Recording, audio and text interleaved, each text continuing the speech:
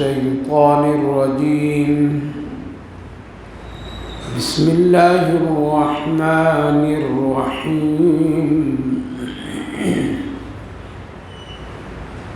صاد والقرآن ذي الذكر بل الذين كفروا في عزة وشقاق كم أهلكنا من قبلهم من قرن فنادوا ولا تحين مناص وعجبوا أن جاءهم منذر منهم وقال الكافرون هذا ساحر كذاب أجعل الآلهة إلها واحدا إن هذا لشيء عجاب وانطلق الملأ منهم عن امشوا واصبروا على آلهتكم إن هذا لشيء يراد ما سمعنا بهذا في الملة الآخرة إن هذا إلا اختلاق صدق الله العظيم.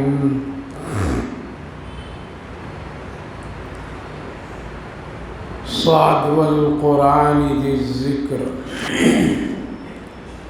صاد اللہ عالم بمرادی، قسم ہے قرآن کی جو نصیحتوں والا ہے. بھائی اور بزرگوں، اس سے پہلی جو سورت مکمل ہوئی تھی اس سورت کا نام سورہ صافات، جس کی آخری آیت سبحان ربک رب العزت عما یصفون وسلام علی المرسلین والحمد للہ رب العالمین پر ختم ہوئی تھی، جس میں اس طرف اشارہ کیا گیا تھا کہ تم ہر حال میں اللہ کی تعریف اور اس کی پاکیزگی بیان کرتے رہا کرو، اسی میں تمہارے لیے خیر ہے. بڑی سی بڑی دشمنوں کی طرف سے آنے والی مصیبتوں کا حل اسی میں ہے. جتنا تم اللہ سے گہرا تعلق، اس کی تسبیح و تقدیس سے جتنا تمہارا گہرا رشتہ ہوگا، اتنا ہی تجھے اس دنیا میں بھی عافیت اور آخرت میں بھی عافیت. اور نبیوں پر ہمیشہ سلامتی کی دعائیں، درود و سلام بھیجتے رہنا چاہیے. اب اس وقت میں جس سورۃ پاک کا آغاز ہو رہا ہے، اس سورت کا نام سورہ صاد. یہ مکۃ المکرمہ میں یہ سورت نازل ہوئی ہے اور اس میں 88 آیات اور 5 رکوع پر یہ سورت مشتمل ہے. صاد یہ حروف مقطعات میں سے حرف ہے، جس کا معنی اللہ ہی کو معلوم اور کسی کو معلوم نہیں. اللہ تعالیٰ نے اس سورۃ پاک کا آغاز یہاں سے فرمایا اور قسم کے ذریعے سے فرمایا. یوں فرمایا کہ قسم ہے قرآن کی. پتہ چلا کہ یہ بڑی عظمت والی کتاب ہے، تبھی تو عظمت والی ذات اس کا قسم کھا رہا ہے. اس میں نصیحتیں ہیں، اس کتاب کے ذریعے سے تم نصیحت حاصل کرو، عبرت حاصل کرو. اس سورۃ پاک کی شان نزول یہ ہے کہ نبی کریم علیہ السلام جب مکہ والوں کو توحید کا پیغام سنانے لگے اور ایک اچھا خاصا وقت گزرا اس میں، تو پورا مکہ آپ کا دشمن، آپ سے اختلافات رکھتے تھے. لیکن جو آپ صلی اللہ علیہ وسلم کے جو چچا تھے، چچا ابو طالب، وہ بھی مکہ کے رئیسوں اور سرداروں میں سے شمار کیے جاتے تھے. جس بنیاد پر رسول اللہ صلی اللہ علیہ وسلم سے کھلی ہوئی کوئی تکلیف اور اذیت کا کام لوگ نہیں کر پاتے تھے، ان سے ڈرتے تھے۔ ان کا احترام بھی لوگ مکہ والے کرتے تھے، اس لیے کھل کر کے کوئی رسول اللہ صلی اللہ علیہ وسلم کے سامنے آ کر کے کوئی بدتمیزی، گستاخی یا اس طرح کا کام نہیں کر پاتے تھے۔ جب یہ بیمار ہوئے چچا، تو مکہ والے ان میں سے سارے سردار ابو جہل، عتبہ بن شیبہ اور دوسرے تمام لوگ مشورہ کیے کہ اب لگ رہا ہے کہ ابو طالب دنیا سے چلا جائے گا، اور اس کے جانے کے بعد محمد اپنے مشن اور اپنے کام ضرور کرے گا، اور وہی دعوت اور توحید اور اللہ کا پیغام، ہمارے بتوں کے سلسلے میں خلاف بولنا، یہ سب رہے گا ان کا۔ لہٰذا کیوں نہیں ابھی معاملہ حل کر لیا جائے۔ ابو طالب کے انتقال کے بعد اگر ہم لوگ اس کی طرف دست درازی کیا یا کچھ ان سے جھگڑا تکرار کیا تو لوگ یہی کہیں گے کہ جب تک کہ ابو طالب زندہ تھا ان کی ہمت نہیں ہوئی، وہ جب دنیا سے چلے گئے تب دیکھو سب باہر آ گئے اور محمد کی مخالفت کر رہے، جو ہماری سرداری کے شان کے خلاف ہے۔ وہ لوگ غیور لوگ بھی ہوتے تھے، غیرت مند بھی لوگ ہوتے تھے۔ آج کا دشمن، آج کا مخالف ایسا نہیں ہے، اب تو چھپ کر کے لوگ حملہ کرتے ہیں، بزدلی کے ساتھ وہ کرتے ہیں، لیکن پہلے کے لوگ غیرت مند ہوتے تھے۔ تو وہ لوگ کہنے لگے کہ مرنے کے بعد اگر ہم لوگوں نے کچھ محمد سے بات کی تو یہ ہماری شان کے خلاف ہے، اس لیے ابھی صلح کر لو، ابھی بات کر لو تاکہ معاملہ ہو جائے۔ اور بات یہی کرنی ہے کہ ابو طالب آپ اپنے بھتیجے کو صاف صاف سمجھا دیجئے، وہ اپنا کام کریں، ہم اپنا کام کریں، ہمارے بتوں کے سلسلے میں کچھ بھی نہ بولا کریں، ذرہ برابر بھی ان کے خلاف کہیں بھی کچھ نہ بولیں، وہ اپنا کام کرتے رہیں، اور اگر وہ کچھ کریں گے تو پھر یہ مشکل کام ہوگا، یہ چلو ہم لوگ بات کریں گے۔ لہٰذا تمام لوگ آئیں اور ابو طالب کے سامنے بیٹھے اور بیٹھ کر کے کہا کہ ابو طالب تیری عزت، تیرا احترام ہم سب کرتے ہیں، تو مکہ کے بڑے لوگوں میں سے شمار کیے جاتے ہیں، اس لیے ایسا ایسا مسئلہ ہے تیرے بھتیجے کا، اپنی زندگی میں اس کا حل کر کے جاؤ، اگر یہ حل کر دیے تو بہت اچھی بات ہے۔ تو چچا نے نبی کریم علیہ السلام کو بلایا اور بلا کر کے کہا بھتیجے تمہاری شکایت کچھ لوگ کر رہے ہیں، اور وہ شکایت یہ ہے کہ ان کے معبود، ان کے بتوں کے سلسلے میں تم برا بھلا بولتے ہو، خلاف بولا کرتے ہو، اس کو اب روک دو، چھوڑ دو، بلکہ تمہارا کام جو ہے اپنا کام کرو، ان کے سلسلے میں کچھ بھی مت بہا کر۔ اللہ کے رسول صلی اللہ علیہ وسلم وہاں ایک بہت ہی عمدہ نصیحت فرمائے اور بہترین گفتگو فرمائے، اور وہ کہا کہ چچا میں ایک کلمہ اور ایک بات ان کو بتاتا ہوں، جس سرداری اور جس عزت کے خاطر یہ لوگ یہ سب کرنا چاہتے ہیں، اگر وہ کلمہ پڑھ لیں میرا، وہ کلمے کو قبول کر لیں یہ لوگ، تو پورے عرب و عجم میں ان کی ایک بڑی عزت ہوگی، پورے مکے میں ان کی سرداری کیا، باہر بھی ان کی سرداری سمجھی جائے گی، عزت ہی عزت ملے گی، دنیا بھی اور آخرت بھی بن جائے گی ان کی۔ لہٰذا وہ کلمہ پڑھ لیں، ہم کو ان کے بتوں سے اور ان کے دیوی دیوتاؤں سے کچھ بھی لگاؤ نہیں، لیکن ہم کو حق بولنے کے لیے حکم ہے، ہم حق بولیں گے۔ ابو جہل نے کہا کہ وہ کون سا کلمہ ہے محمد، بتاؤ، ہم ضرور پڑھیں گے، جس سے ہمیں عزت ملے گی، جس سے ہمیں شہرت ملے گی، جس سے ہمارا نام ہوگا، وہ کلمہ ہم ضرور پڑھیں گے، وہ بتاؤ کون سا کلمہ ہے۔ اللہ کے رسول صلی اللہ علیہ وسلم نے فرمایا وہ کلمہ یہی ہے، لا الہ الا اللہ محمد رسول اللہ، اشہد ان لا الہ الا اللہ، یہی کلمہ ہے، آپ اس کو پڑھ لیجیے، آپ کی سرداری، آپ کی عزت، آپ کا اکرام۔ وہ جتنے لوگ وہاں بیٹھے تھے وہ لوگ کہا کہ یہی تو اصل جھگڑا ہے، اور اسی جھگڑے کی بنیاد ہی تو مٹانے کے لیے ہم لوگ آئے تھے۔ ابو طالب تیرا بھتیجا نہیں مانے گا، اور لوگ دامن جھاڑ کر کے، جس کو قرآن کریم میں اللہ نے فرمایا وَانْطَلَقَ الْمَلَأُ مِنْهُمْ، انمشوا واصبروا علی آلہتکم ان ھذا لشیء یراد۔ چل پڑے سارے سردار دامن جھاڑ کر کے جس کو کہتے ہیں، اور کہنے لگے جمے رہو اپنے معبود پر، اپنے دیوی دیوتاؤں پر، اپنے خداؤں پر جمے رہو۔ یہ عجیب بات ہے، عجیب حرکت کرتا ہے، یعنی سننے کے لیے تیار نہیں۔ وانطلق الملأ، چھاڑ کر کے چلے گئے۔ اللہ کے رسول صلی اللہ علیہ وسلم نے فرمایا یہی تو میری دعوت ہے۔ وقتی طور پر میں آپ صلی اللہ علیہ وسلم کو تھوڑی سی تکلیف محسوس ہوئی اور چچا کو ذرا صدمہ ہوا۔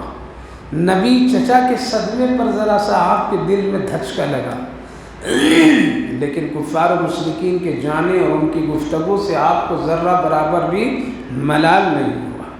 ایسے حالات میں اللہ رب العالمین نے اپنے محبوب کو، اپنے حبیب کو تسلی دیتا ہے، لہذا قرآن کریم میں جگہ جگہ اس طرح کے حالات بنائے، اور پھر آگے اللہ نے یوں فرمایا اصبر علی ما یقولون واذکر عبدنا داود ذا الایب انہ اواب۔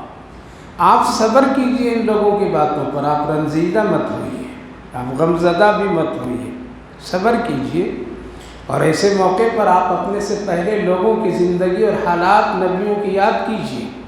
وَاذْكُرْ عَبْدَنَا داود ذا الایب انہ اواب، ہمارا ایک بندہ جس کا نام داود ہے اس کو آپ یاد کیجئے اس موقع پر۔ ان کے ساتھ میں لوگ بھی اسی طرح کیے تھے۔ اللہ تعالیٰ نے کسی نبی کی زندگی کو نبی کے سامنے رکھتا تاکہ یہ دیکھیں، اس وقت میں سمجھنا اور صبر کرنا آسان ہو جاتا ہے۔ لہذا جب کبھی طبیعت میں، اسی لیے تو آقا کریم صلی اللہ علیہ وسلم نے فرمایا تمہارے دلوں پر، تمہارے خون میں شیطان کبھی کبھی اس طرح دوڑتا ہے جیسے خون کے ہر اعضاء پر خون کی ایک رفتار اور تیزی وسوسے کے ساتھ وہ دوڑتا ہے۔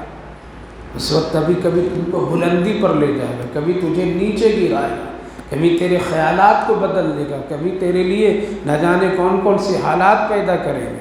اس وقت تو ذرا سا سمجھنا، اگر تمہارے دل میں کبھی وہ تکبر پیدا کرے تو چھوٹوں کی طرف نظر کر لینا۔ کبھی تمہیں اگر مالداری پر کبھی ناز ہونے لگے تو غریبی کو، اس زمانے کو ذرا دیکھ لیا کرنا۔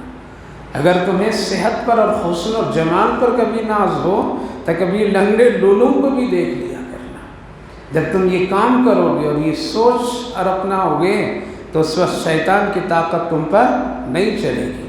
یہی وہ تو چیزیں تھیں جس کی وجہ سے شیطان اپنی پوری طاقت لگایا کرتا تھا، لیکن وہ کامیاب نہیں ہوتا تھا۔ حضرت عمر رضی اللہ عنہ اچانک مسجد میں آئے، دروازہ کھولے، بند کیے اور صفائی کرنے لگے۔ مسجد نبوی کے در و دیوار کو صاف کرنے لگے، جھاڑو دینے لگے۔ لوگ ڈھونڈ رہے ہیں باہر کہ امیر المومنین کے یہاں ہے۔ کسی نے بتایا کبھی مسجد میں داخل ہوئے تھے، شاید کچھ دعا نماز ذکر کے لیے ہوں۔ جب دروازہ کھولا گیا تو کپڑے سے جھاڑ رہے، صفائی کر رہے، چٹائیاں اٹھا رہے، اور اس زمانے کی کچی دیوار، کچی زمین، آپ ایک ایک کر کے اس طرح سے جیسے کوئی غلام اور خادم ہے، جبکہ آدھی دنیا پر ان کی حکومت، بادشاہ، امیر المومنین۔ لوگوں نے کہا امیر المومنین یہ کام آپ کیا کر رہے ہیں، کیوں کر رہے ہیں؟ کہا کہ ابھی میرے دل میں شیطان نے ایک ذرا دھکا دیا تھا، دل کو صاف کر رہا ہوں۔ حقیقت تو یہ زمین صاف ہو رہی، لیکن اس کے ساتھ ساتھ میرا دل صاف ہو رہا ہے۔ اس نے میرے دل میں تکبر، غرور کے خیالات ہوئے۔ عمر تو بہت بڑا آدمی ہو گیا، عمر تیری حکومت بہت چل رہی، تیری بات تو ہوا بھی مان رہی ہو، عمر تو ایسا ہے۔ تو میں سمجھا کہ اس کو ختم کرنے کے لیے واحد راستہ یہی ہے۔ اس لیے جب آپ کو وہی آپ کے دلوں میں اگر غرور، گھمنڈ، تکبر، تو ڈھونڈو کبھی ایسی چیزیں جہاں سے شیطان کی طاقت کو ختم کر سکتے ہیں۔ کبھی اپنے گھر میں صفائی کیجیے، اپنے گھر میں اپنی بیوی کے ساتھ جا کے روٹی پکائیے، کچن میں کام کیجیے، یہ سب کیجیے۔ کبھی کبھی اپنے دوستوں سے چاہتے نہ چاہتے جا کے کمزور غریب دوستوں سے ملا کیجیے، کبھی کسی کے ساتھ میں اس طرح کے عمل کیجیے، دیکھیے دل صاف ہو جائے گا، دل پاک ہو جائے گا۔ تو اللہ تعالیٰ نے فوراً اپنے حبیب صلی اللہ علیہ وسلم کو یاد دلایا، وَاذْكُرْ یاد کیجیے عبدنا داؤد، ہمارا ایک بندہ داؤد علیہ السلام ایک نبی تھے، پیغمبر تھے، میں نے ان کو بھی طاقت اور قوت دی، انہ اواب، لیکن اس کے باوجود بھی وہ ہمیشہ میری طرف کیا کرتے تھے؟ رجوع کرتے تھے۔ انا سخرنا الجبال معه یسبحن بالعشی والاشراق، ایسا تھا کہ میں نے ان کے سامنے اور ان کے لیے پہاڑ کو بھی مسخر کر دیا تھا، اور جب وہ کہیں ذکر کرتے تھے، میری یاد کرتے تھے، میری تسبیح پڑھا کرتے تھے، تو چرندے پرندے سب آ کر کے اجتماعی شکل میں ان کے ساتھ بیٹھ جاتے تھے۔ حدیث پاک میں علماء مفسرین لکھتے ہیں حضرت داؤد علیہ السلام کو اللہ نے سب سے بہترین دنیا میں آواز دی تھی، سب سے بہترین۔ وہ جب پڑھتے تھے تو پہاڑ بھی جھکتا تھا جیسے کوئی جھکا رہا ہے، دونوں طرف کے پہاڑ ان کے سامنے اس طرح سے ہوتے تھے، یہ ان کی آواز اور ان کے ذکر کی تاثیر تھی۔ اور پرندے چرندے جنگلوں سے جھونڈ کے جھونڈ آ کر کے بیٹھ جاتے تھے، اور جب تک کہ وہ یہ کام کرتے رہتے تھے پہاڑ بھی جھومتا تھا اور پرندے بھی جھومتے تھے۔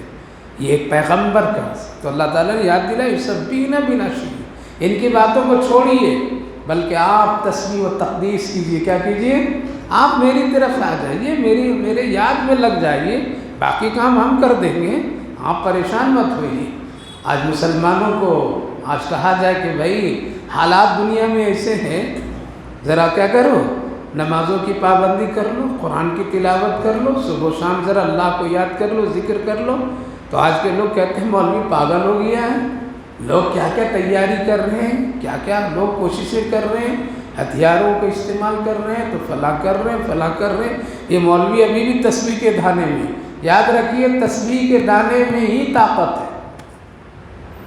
اللہ نے جب جب دشمنوں کا خوف، دشمنوں کا یہ چیزیں میرے آقا محمد الرسول اللہ کے سامنے جب بھی آئے تو اللہ نے فرمایا ان کی پرواہ مت کیجیے، اب صبح و شام میری تسبیح پڑھاؤ کیجیے، قرآن اٹھائیے، دیکھیے کہیں بھی نہیں، ان کی دھمکیوں کی آپ پرواہ نہیں کیجیے۔ اذا جاء نصر اللہ والفتح ورأیت الناس يدخلون فی دین اللہ افواجا فسبح بحمد ربک واستغفر، آپ پرواہ نہیں کیجیے، لوگ آئیں گے جائیں گے داخل ہوں گے ایمان اسلام میں، سب میں آپ کا کام استغفار کیجیے۔ اللہ یہاں بھی اللہ فرما رہا ہے کہ آپ پرواہ مت کیجیے، بلکہ آپ وہ کام کیجیے صبح و شام۔ لہذا اس میں طاقت ہے، دعا اور تسبیحات، ذکر کمزور دل کے لیے انرجی ہے، وہ اللہ قدرتی طاقت اس میں پہنچاتا ہے، قدرتی اس کے اندر میں ایک بہت ہی حرارت پیدا فرماتا ہے۔ لہذا اللہ یہ فرما رہا ہے کہ اے میرے نبی آپ تسبیح و تقدیس میں لگے رہے، وَأْمُرْ أَهْلَكَ بِالصَّلَاةِ وَاصْطَبِرْ عَلَيْهَا، جہاں جہاں جب بھی آئے کوئی تو آپ اسی کی طرف اشارہ۔ جب دشمنوں نے آپ کو ڈرایا اور آپ کی ہجو کی، آپ کی توہین کی، اور آپ کو یوں کہا محمد کا قصہ ختم ہو گیا ہے، اب نہ ان کے گھر میں کوئی بیٹا ہے اور نہ کوئی خاندان وجود میں چلے گا، تو اللہ تعالیٰ کیا فرمایا اِنَّا أَعْطَيْنَاكَ الْكَوْثَرَ فَصَلِّ لِرَبِّكَ وَانْحَرْ، آپ نماز پڑھیے، قربانی کیجئے، یہ سارا چیز چھوڑیے، نمٹنا میرا کام ہے۔ پورے قرآن اٹھا کر کے دیکھیے، اللہ نے اپنے نبی اور نیک بندوں سے یہی کہا ہے آپ یہ کام کیجیے۔ لہٰذا آج جو زور دیا جاتا ہے کبھی کبھی، اور ہم لوگ جو کہتے ہیں کہ بھائیو ایسے موقع پر دشمن اپنی طاقت دکھاتا ہے، لیکن ہم کو اور آپ کو اللہ کی طرف رجوع کرنے میں کامیابی ہے۔ پابند ہو جائیے نماز کا، پابند ہو جائیے قرآن کا، پابند ہو جائیے ذکر و اذکار کا، پابند ہو جائیے دین کا، کام تو اللہ کر لے گا، اللہ رب العالمین کے لیے کوئی مشکل نہیں ہے۔ اس لیے اللہ تعالیٰ فرمایا وَاذْكُرْ عَبْدَنَا دَاوُودَ ذَا الْأَيْدِ إِنَّا سَخَّرْنَا الْجِبَالَ، وہ جب پڑھتے تھے میری تسبیحات، مجھے یاد کرتے تھے، تو پہاڑ بھی ان کے تابع اور پرندے چرندے بھی سبحن، کب کرتے تھے؟ بالعشی والاشراق، صبح اور شام، صبح اور شام۔ یہ تاثیر تھی حضرت داؤد علیہ السلام۔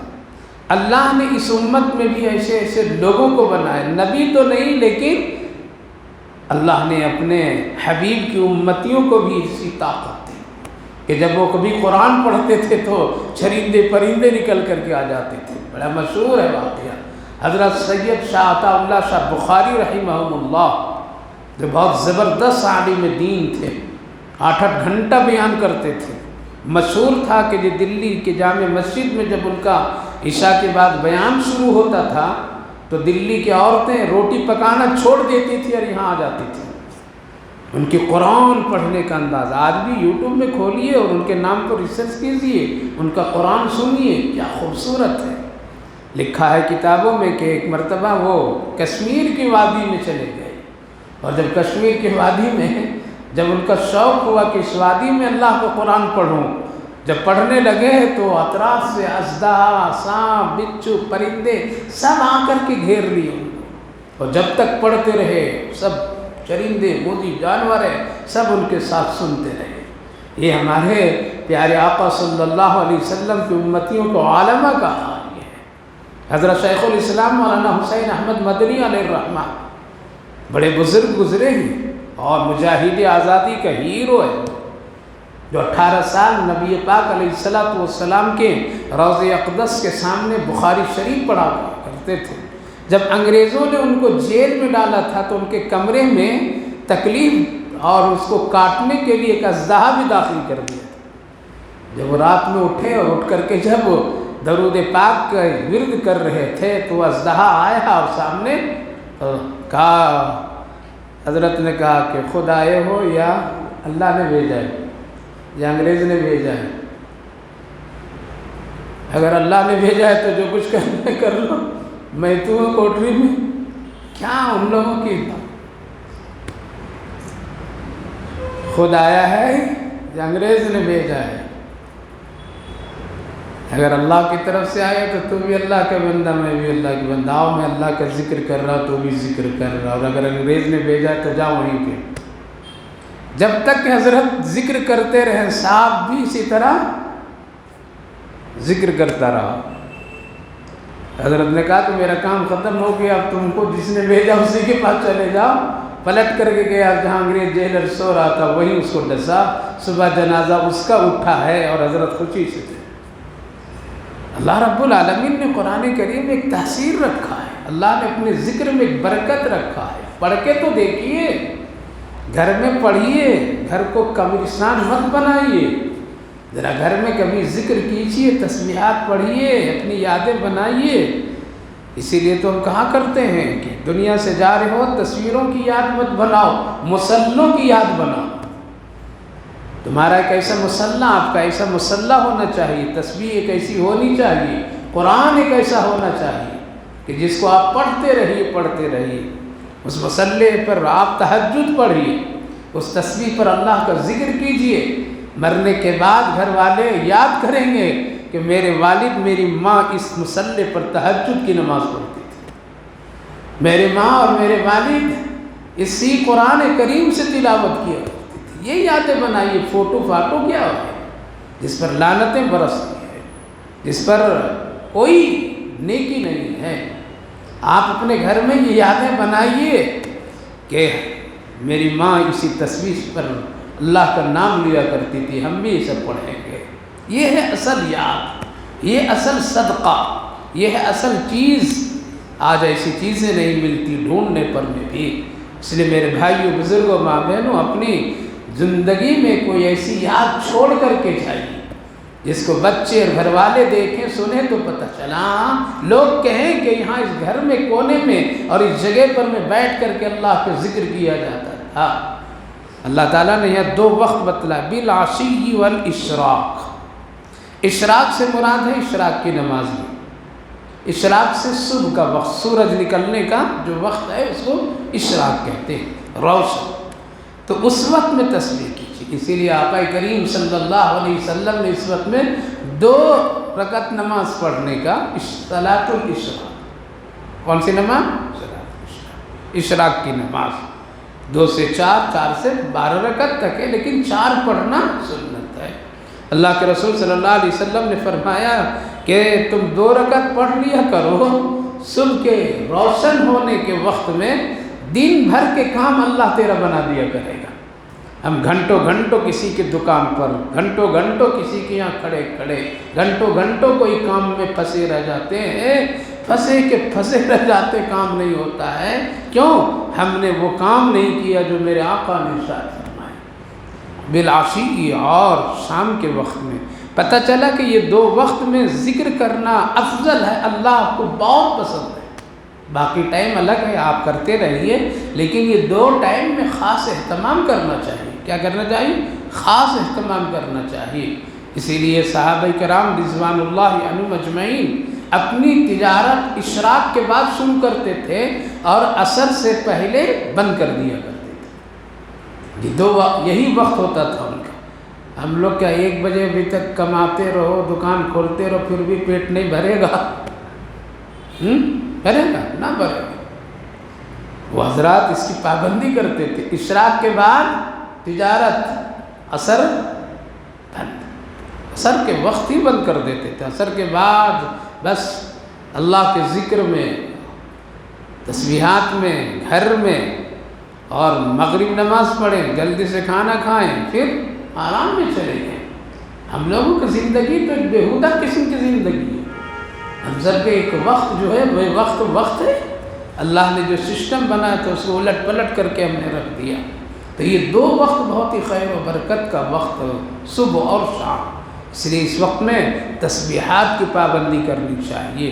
نوافل کچھ اپنے فرائض میں شامل کیجئے تاکہ فرض کی کمی کو کیا کریں؟ پوری کر دیں۔ اس لیے جب موقع ملے تو اشراق پڑھ لیا کیجئے، جب موقع ملے تو چاش پڑھ لیا کیجئے، جب موقع کبھی فرصت گھر میں رہا کریں تو اوابین پڑھ لیا کریں۔ یہ 3 نماز تہجد کے بعد، ان 3 نمازوں کی بڑی فضیلت ہے۔ چلیے وہ حضرات، وہ جوان لوگ جن کو جانا آنا ہے، بھاگنا ہے کاروبار تجارت کے لیے، تھوڑی دیر کے لیے چلیے، ابھی ان کی فکریں ہیں، ان کے ایک امنگ ہے، ان کی ضرورت ہے، ان کے تقاضے ہیں، نہیں پڑھ سکے اشراق، نہیں پڑھ سکیں اوابین، نہیں پڑھ سکیں چاش کی نماز، لیکن وہ بوڑھے بزرگ، وہ بوڑھیاں ماں بہنیں جو گھر ہی میں رہتی ہیں، کہیں جانا نہیں، ان کو تو اس کا اہتمام کرنا چاہیے، ان کا تو اس کے اہتمام کر کے دعائیں کرنی چاہیے۔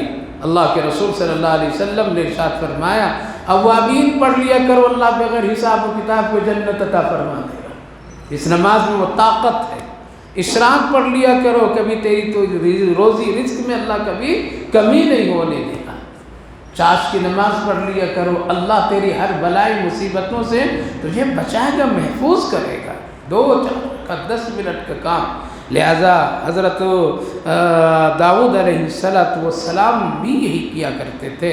تو فرمایا یسبحن بالعشی والاشراق والطیر محشورا کل لہ اواب، اور پرندے سب کے سب جھونڈ کے جھونڈ ان کے پاس بیٹھ جاتے تھے، کل لہ اواب، سب کے سب اللہ کی طرف رجوع کرتے تھے۔ اس آیت کریمہ کے ضمن سے علماء مفسرین لکھتے ہیں، اس سے پتہ چلا اجتماعی حالات میں ذکر کر سکتا ہے آدمی۔ کیا کر سکتا ہے؟ لوگ کبھی کبھی کہتے ہیں اجتماعی ذکر بیہودہ ہے، بیکار ہے۔ یہاں سے یہ پتہ چلا کہ سب لوگ مل کر کے اللہ کا ذکر کر سکتے ہیں۔ لہذا اگر اپنے گھر میں چلیے، مسجد میں مت آئیے، کسی دن گھر میں بیٹھ کر کے سب لوگ ذکر مل کر کے کیجئے، لا الہ الا اللہ پڑھیے، درود شریف مل کر کے پڑھیے، روز بنا لیجئے، کبھی مہینے میں پروگرام بنا لیا کیجئے کہ آج ہم لوگ سب لوگ بیٹھیں گے، اور بیٹھ کر کے ہم لوگ 100 مرتبہ لا الہ الا، 200 مرتبہ درود شریف، تیسرا کلمہ لا حول ولا قوت الا باللہ، سبحان اللہ بحمدہ، سبحان اللہ العظیم، استغفر اللہ پڑھیے، یہ سب چیزیں۔ لہذا کبھی ہمارے گھر میں ایسا بنتا ہے؟ نہیں، بنانا چاہیے۔ کبھی اجتماعی ذکر اس کو کہتے ہیں۔ والطیر محشورا، پرندے سب آ جاتے تھے، پرندے جھونڈ کے جھونڈ آ جاتے تھے، دائرہ بنا لیتے تھے، اور سب لوگ مل کر کے ان کے کھولیوں میں ہیں۔ اس لیے کہ پرندوں کی باتیں وقت پر اللہ اپنے نبیوں اور رسولوں کو سمجھا دیتے، اور نبی کریم علیہ السلام سارے جانوروں کی بھی زبان وقت پر سمجھتے تھے، اور آپ جواب بھی دیتے تھے، سارے پرندوں کا، سارے جانوروں کا، سارے درندوں کا، آپ وقت پر ان کی بات، ان کی گفتگو۔ واقعہ ہے نا بہت مشہور کہ فجر کے نماز کے بعد اللہ کے رسول صلی اللہ علیہ وسلم نے صحابہ سے کہا کہ دل چاہتا ہے ذرا احد کا سیر کر کے آ جاؤں۔ نکلے، بہت سارے صحابہ ساتھ میں ہیں فجر کے بعد۔ اس سے پتہ چلا چہل قدمی بھی رسول اللہ صلی اللہ علیہ وسلم ہیں۔ ٹھیک ہے، آپ نماز پڑھ لیجیے، اپنے ہم عمر کے لوگ نماز کے بعد میں گلیوں میں چلنا، اجتماعی طور پر میں تفریح کرنا کوئی حرج کی بات نہیں۔ پارکوں میں جائیے لیکن نماز فجر پڑھ کر کے جائیے، چاہیے چائے پی لیجیے ہوٹل میں بیٹھ کر کے، نماز فجر پڑھ کر کے جائیے، ساتھ میں جائیے، محبتیں بھی ملے گی آپس میں، ایک دوسرے کی خیر خواہی بھی ہوگی، خیر و عافیت معلوم ہوگی۔ تو آقا کریم صلی اللہ علیہ وسلم نے فرمایا دل چاہتا ہے کہ آج احد کا ذرا سیر کر کے آ جاؤں، چلو ذرا۔ لوگ چلے آپ کے ساتھ ساتھ، تو دیکھتے ہیں کہ 100 کے قریب بھیڑیے سب بنا کر کے کھڑے ہیں۔ اللہ کے رسول صلی اللہ علیہ وسلم دیکھیں یہ کیا ہے بھائی، یہ سارے بھیڑیے؟ تو اس میں جو سردار تھا، یوں کہیے امیر جماعت آئے، وہ آگے آیا، کہا کہ یا رسول اللہ ایک مسئلہ پوچھنا ہے۔ پہلے سلام کیا تو نبی نے جب جواب دیا تو سارے صحابہ جواب دیے، کھڑے ہو گئے۔ یا رسول اللہ ایک مسئلہ پوچھنا ہے۔ کہا کہ پوچھو۔ کہا کہ یہ جو آپ کے صحابہ ہیں نا، بڑے اچھے لوگ ہیں، بڑے اچھے نیک لوگ ہیں، ان کی عزت احترام دل سے ہم لوگ کرتے ہیں۔ اللہ کے رسول صلی اللہ علیہ وسلم، انہی میں سے بعض لوگوں کی بکریاں جنگل میں چرنے آتی ہیں، جنگل میں ہم لوگوں کا خوراک بکریاں ہوتی ہیں، شکار کرتے ہیں ہم لوگ، لیکن آپ کے صحابہ کی بکریوں کو شکار کرنے میں ہم لوگ بہت ڈرتے ہیں کہ کیسے میں پیارے آقا کے ساتھیوں کی بکریوں کو شکار کر کے بغیر اجازت کے کھاؤں۔ لیکن مجبوری ہم لوگوں کو، اور کوئی خوراک نہیں ہے اللہ کے رسول سے۔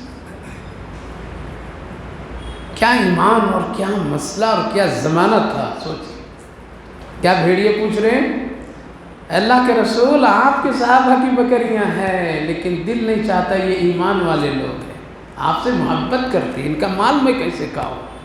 ہم لوگ داماد بن کر کے کھا کر کے ختم کر دیتے ہیں۔ یہ ایمان والے کا داماد، اور داماد کا رشتہ کوئی معمولی رشتہ ہے؟ سوچ کر کے دیکھیے ذرا، تھوڑی دیر ٹھنڈے مزاج سے سوچئے، داماد کا رشتہ کیا چوروں کا رشتہ ہے؟ کیا ڈاکوؤں کا رشتہ ہے؟ کیا بدماشوں کا رشتہ ہے؟ کیا لاٹری لگانے والوں کا رشتہ ہے؟ لیکن ہم لوگ کیا کرتے ہیں؟ کھاتے ہیں، داماد بن کر کے ہم لوگ کسی کے دل کو دکھا کر کے کھاتے ہیں، لوٹ لیتے ہیں۔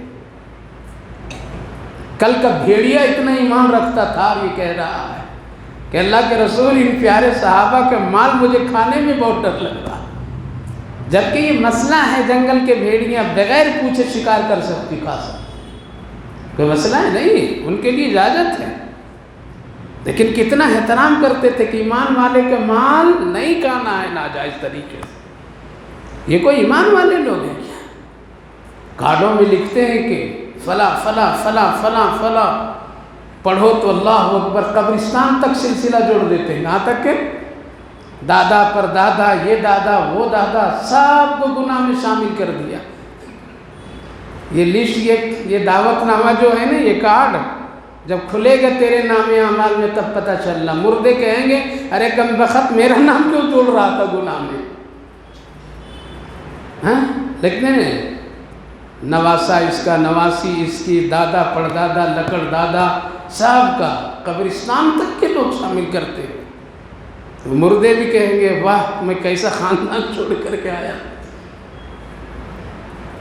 کیسے لوگ ہیں، ڈر نہیں ہے، ڈر نہیں ہے۔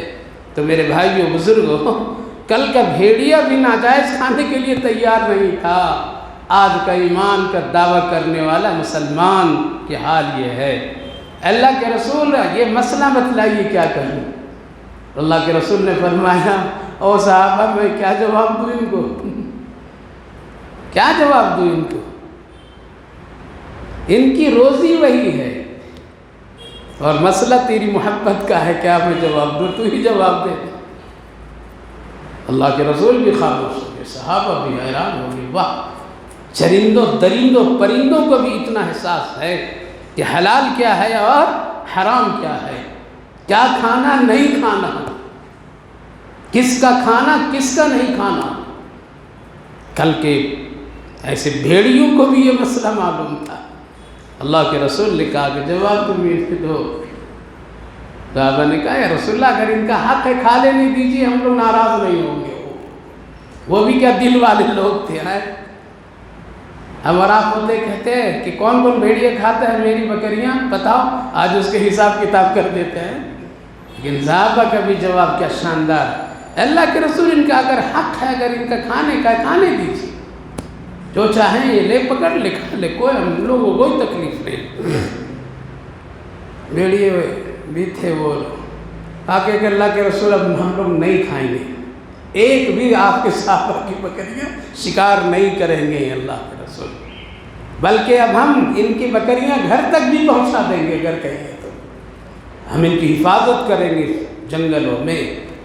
مان والے بنیے، اللہ حفاظت کرے گا۔ یہ کیا ہے یہ دشمن، اس کا بھی خدا وہی، میرا بھی خدا وہی ہے۔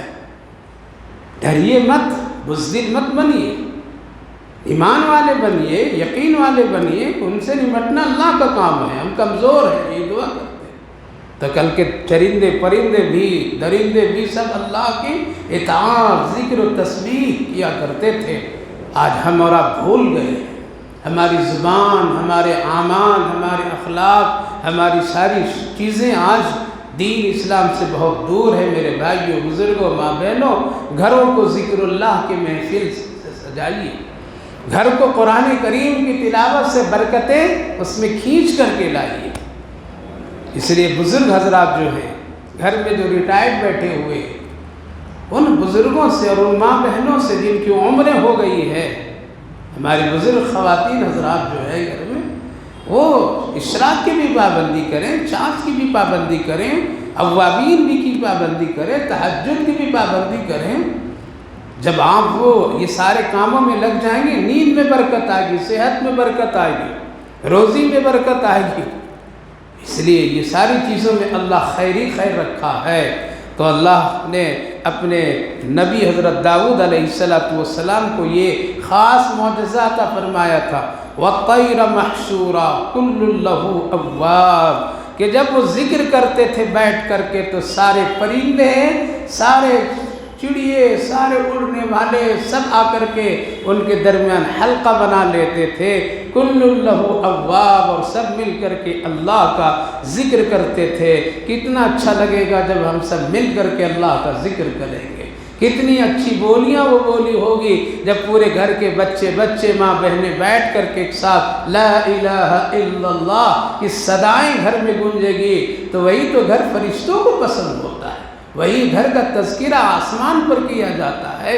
اسی حدیث پاک میں ہے، زمین پر بعض گھر ایسے ہیں جس کا تذکرہ آسمان پر فرشتے کیا کرتے ہیں، وہ گھر کتنا اچھا ہے، اس گھر میں اللہ کا ذکر ہو رہا ہے، قرآن کی تلاوت ہو رہی ہے، وہاں کے گھر والے کتنے اچھے ہیں۔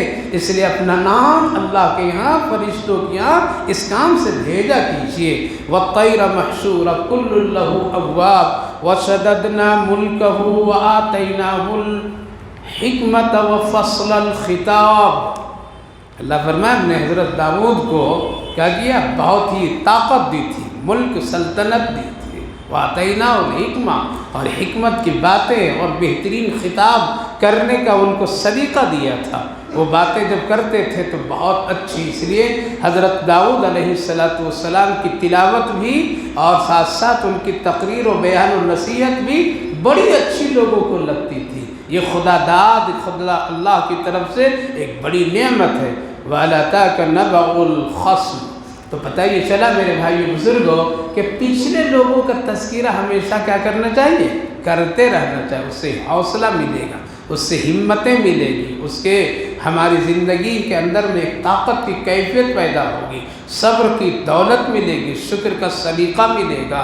اس لیے اللہ ہمیشہ وقت وقت پر کبھی موسیٰ علیہ السلام کا قصہ، کبھی حضرت نوح علیہ السلام کا قصہ، کبھی حضرت داؤد علیہ السلام کا قصہ، کبھی حضرت سلیمان علیہ السلام کا قصہ، کبھی حضرت یوسف اور ان کے بھائیوں کا تذکرہ قرآن کریم میں اس لیے کیا تاکہ ان کی زندگی سے کیا کرو، عبرت حاصل کرو، عبرت لو کہ دیکھو یہ لوگ میرے نیک بندے تھے، لیکن ان کو کس طرح سے دنیا میں ستایا گیا، کس طرح ظلم کیا گیا ان پر، کیا کیا ان پر حالاتیں آئیں، لیکن ایک ہی ان حالاتوں کا حل ہے، کیا ہے؟ اللہ کا ذکر، اللہ کا ذکر، اللہ کی اطاعت، اس کی فرما برداری، اسی میں کامیابی ہے، اسی میں ہمارے اور آپ کے لیے نجات ہے۔ اس لیے اللہ تعالیٰ نے حضرت داؤد علیہ السلام کے قصے کو یہاں ذکر کر کے آقا کریم صلی اللہ علیہ وسلم کو اس طرف توجہ دلائی، آپ کافروں کی طرف مت دیکھیے، ان کو شرارت کرنے دیجیے، وہ کیا کیا کرتے ہیں کر لینے دیجیے، ان کی طاقت اپنی جگہ ہے، ان کی طاقت کو اگر آپ توڑنا چاہتے ہیں تو صبح و شام میرا ذکر کیجیے، میرے یادیں کیا کیجیے، استغفار کثرت سے پڑھا کیجیے، اس میں ہے سارے کاموں کی بھلائی اور دشمن کی اس میں شکست ہے۔ اس لیے اس دنیا میں اس وقت میں پرخطر حالات جو ہمارے اور آپ کے سامنے ہیں میرے بھائیو، بزرگوں، ماں بہنوں، کوئی نہیں بچا سکتا ہے، صرف اللہ کے سوا، اللہ ہی اس وقت میں ہے۔ اس لیے مکمل اپنی زندگی میں تبدیلیاں پیدا کیجیے اور معمول بنا لیجیے اللہ کا ذکر اور اللہ کی قرآن کی تلاوت کی۔ یہ دو کام کر لیں گے تو انشاءاللہ کبھی بھی رسوا نہیں ہوں گے، کبھی بھی۔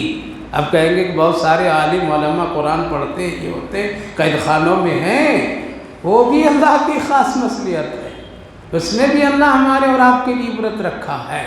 اس لیے یہ نہیں سوچئے کہ نیک لوگوں کے پر پریشانیاں آئیں تو وہ تو ذکر کرتے تھے، وہ قرآن پڑھتے تھے، لہذا ایسا کیوں ہو گیا ان کے ساتھ اور کیوں ہو رہا ہے؟ یہ بھی ہمارے اور آپ کے لیے عبرت اور نصیحت کی چیزیں ہیں۔ اس لیے اس کو دوسری نظر سے مت دیکھیے، بلکہ یہ دیکھیے کہ اسی میں ہماری اور آپ کی کامیابی ہے۔ اس لیے جتنا ہم اللہ سے رجوع کریں گے، دوستی کریں گے، انشاءاللہ اتنا ہی دنیا بھی بنے گی اور آخرت بھی بنے گی۔ تو 3-4 کلمات کا ذکر ضروری ہے۔ کلمہ ضروری ہے نہیں؟ کلمے کے بغیر کچھ کام ہوگا نہیں، اس لیے کلمے کا ذکر خوب کیا کیجیے، لا الہ الا اللہ، لا الہ الا اللہ 100 مرتبہ پڑھ لیجیے، اور پھر آخر میں محمد رسول اللہ، یہ روز صبح و شام پڑھا کیجیے پابند۔ ایسے وقت میں پڑھیے جس وقت آپ کا دل بہت سکون ہو اور بہت ہی صاف ہو، اور وہ صاف دل کب ہوتا ہے معلوم؟ فجر کے وقت، رات بھر دھلائی کٹائی ہوتی رہتی ہے ہماری اور آپ کی، اور وہ صاف صفائی کر کے اللہ فجر کی نماز میں کھڑا کرتا ہے۔ اس لیے حدیث پاک میں ہے کہ جب سونے کے لیے بندہ جاتا ہے نا تو فوراً ایک شیطان گرے لگا دیتا ہے تاکہ یہ اٹھ نہ پائے۔ اگر تہجد میں اٹھ گیا تو سارا گیرا، سارے دھاگے ٹوٹ ٹوٹ کر کے ریزہ وہاں، اگر خدا نخواستہ وہاں بھی نہیں اٹھ پایا تو شیطان بڑی زور لگاتا ہے۔ اگر فجر میں اٹھ گیا تب بھی وہ کامیاب ہو گیا، اور اگر وہ فجر میں نہیں اٹھا تو ایک اور گرے لاتا اور باندھ دیتا ہے کس کر کے، اور کہتا ہے تو محروم ہو گیا ہے اور بد نصیب تو ہو گیا ہے۔ تو میرے بھائی بزرگوں، دل ہمارا دھلائی صفائی رات میں ہوتی ہے، اس لیے تہجد اور فجر جو پڑھ لیا نور و نرا نور ہے۔ تو فجر کے بعد زیادہ سے زیادہ نہیں، کتنا زیادہ 15 منٹ وقت لگائیے ذکر میں، کتنے؟ شروع میں 15 منٹ لگا ہے، کوئی مشکل؟ 15 منٹ تو بستری پر موبائل ہی دیکھتے دیکھتے کون کون آیا ہے شیطان دیکھ لیں، کون یاد کیا ہے، کون نہیں یاد کیا ہے، کون کیا بھیجا ہے، فوراً پہلے اس کو دیکھتے ہیں۔ تو یہاں دیکھ لیجئے، بیٹھ کر کے جماعت سے نماز پڑھیے، کونا پکڑ لیجئے، نہیں تو بہتر جو ہے اپنے گھر میں، اس سے کیا ہوگا؟ گھر میں بھی برکت ہوگی اس کی، اور گھر بھی ہمارے لیے باعث نجات اور باعث برکت کا ذریعہ ہوگا۔ اس لیے مسجد سے اٹھ کر کے وہاں جا کر کے ذکر کیجیے۔ اسی لیے حضرت عمر اور حضرت ابو بکر صدیق رضی اللہ عنہ گھر میں اپنا نوافل پڑھا کرتے تھے۔ ان سے پوچھا گیا کیوں یہاں پڑھتے؟ کہا کہ اس کی گھر میں بچوں میرے سب کے لیے برکت ہونی چاہیے۔ رات میں جب وہ تہجد میں پڑھ رہے تھے قرآن کریم تو رسول اللہ دیکھنے کے لیے گئے، دیکھیں میرے ساتھی لوگ کیا کر رہے ہیں، تو دیکھا تھا نہیں کہ ایک بڑی زور سے پڑھ رہے تھے اور ایک آہستہ آہستہ پڑھ رہے تھے۔ فجر میں پوچھیں کیا عمر بہت زور سے تمہاری تلاوت ہو رہی تھی؟ سونے والوں کو بھی جگا رہا تھا یا رسول اللہ، اور شیطان کو بھی بگا رہا تھا۔ نبی بھی ہنس گئی، واہ رے عمر تیری شان کیا ہے، تیری شان کیا ہے، زور سے ابو بکر ہاں بہت آہستہ، کہا کہ جس کا قرآن تھا اس کو سنا رہا تھا، وہ سن رہا تھا، نبی وہ بھی کہا کہ اس کی شان بھی عجیب ہے۔ اس لیے مختلف قسموں سے اللہ ہمارے ذکر سننا چاہتا ہے، مختلف آوازوں سے، مختلف انداز سے۔ آقا نے کسی کا دل نہیں توڑا، بلکہ یوں فرمایا عمر ذرا کم کر لو آواز، ابو بکر تھوڑا بڑھا دو آواز۔ تو میرے بھائی بزرگوں، نبی دیکھا کرتے تھے۔ آپ فون کرتے ہیں، ماں بہنیں فون کرتے ہیں، پہلے سالن کی خبر پوچھتے ہیں۔ کیا پوچھتے ہیں؟ کیا سالن پکائی، کیا کھانا کھایا؟ ارے بھائی کبھی پوچھ لیا کرو کہ تہجد پڑھ رہی ہو نہیں، صبح کی تسبیح تمہاری ہوئی یا نہیں ہوئی، نماز پوری ہو رہی یا نہیں ہو رہی ہے، آج کیا سورہ یاسین کے بغیر دن گزرا یا پڑھ کے گزرا؟ کبھی ماں اپنی بیٹیوں کو میکے کی خبر لے تو پہلے یہ خبر لیا کرے، یہ پوچھیے پہلے، شکوے شکایت بات میں نے یہ دیکھی، یہاں سے دین اور یہاں سے مزاج دینی بنیں گے۔ تو میرے بھائیو بزرگوں، ماں بہنوں، اللہ سے دوستی کرنے کا واحد ذریعہ ہے، اور دشمن سے بچنے کا اور دشمن کو شکست دینے کا واحد ذریعہ ہے اللہ کا ذکر کثرت سے کرنا، نمازوں کی پابندی۔ تو 100 مرتبہ لا الہ الا اللہ کیسے پڑھیں گے؟ لا الہ الا اللہ بولیے ایک مرتبہ، ہو جائے ذکر، بارش بھی ہو رہی کیا؟ لا الہ الا اللہ، ایسے 100 مرتبہ لا الہ الا اللہ۔ یہاں الا اللہ ہم زور سے بولنا ہے نا، ذرا یہاں جھٹکا لگنا، جب کپڑا دھویا جاتا ہے تو زور سے مارا جاتا ہے، جہاں گندگی ہوتی ہے وہاں ذرا رگڑا جاتا ہے زور سے تاکہ گندگی نکلے۔ تو یہاں لا